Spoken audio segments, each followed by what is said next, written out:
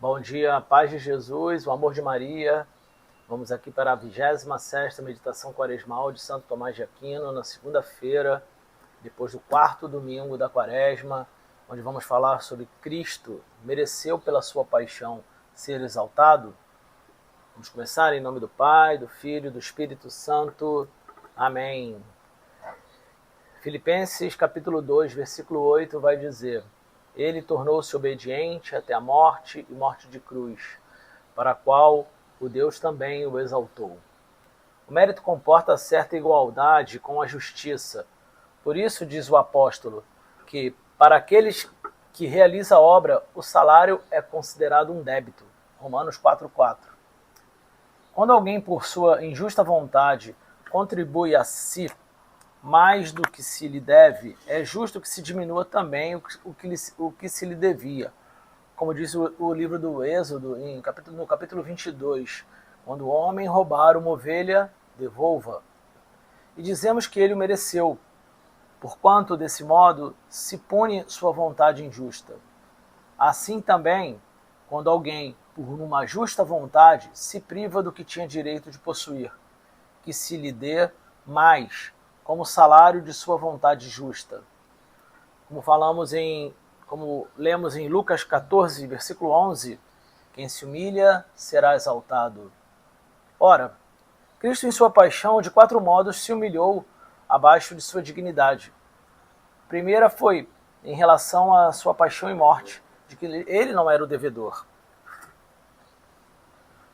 Segundo, em relação ao local, pois seu corpo foi posto num sepulcro, e sua alma na mansão dos mortos.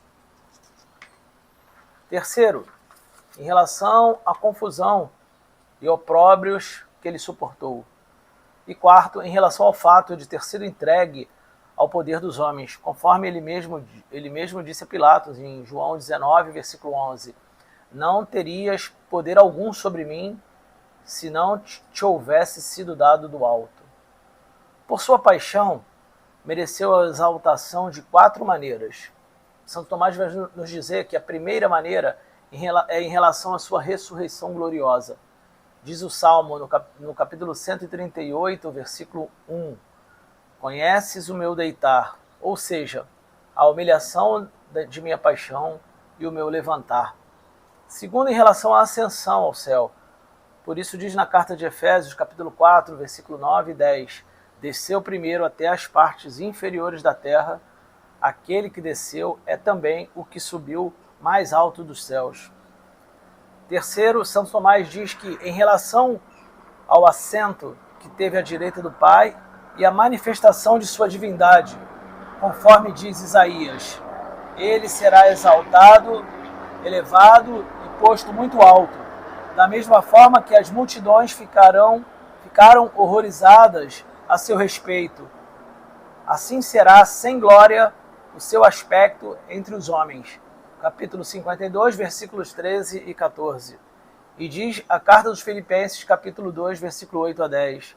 Ele se fez obediente até a morte e morte numa cruz. Foi por isso que Deus lhe conferiu o nome que está acima de todo o nome.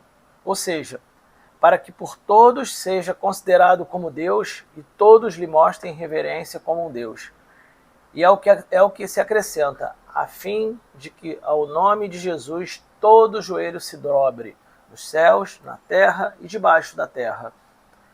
E por último, em relação ao poder judiciário, pois diz o livro de Jó, capítulo 36, versículo 17, Tua casa foi julgada como a de um ímpio, receberás o juízo e a causa.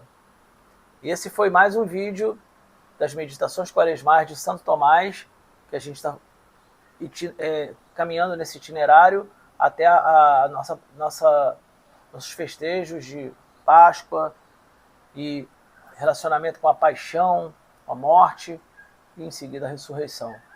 Vamos perseverar na oração, vamos perseverar na caridade, no amor, e que nessas últimas semanas que nos restam até lá, nessas últimas meditações, possamos também nos confessar, pedir perdão dos nossos pecados, procura uma igreja mais próxima, que com certeza esse período tem bastante padre à disposição para a confissão. ok? E que Deus sempre vos abençoe.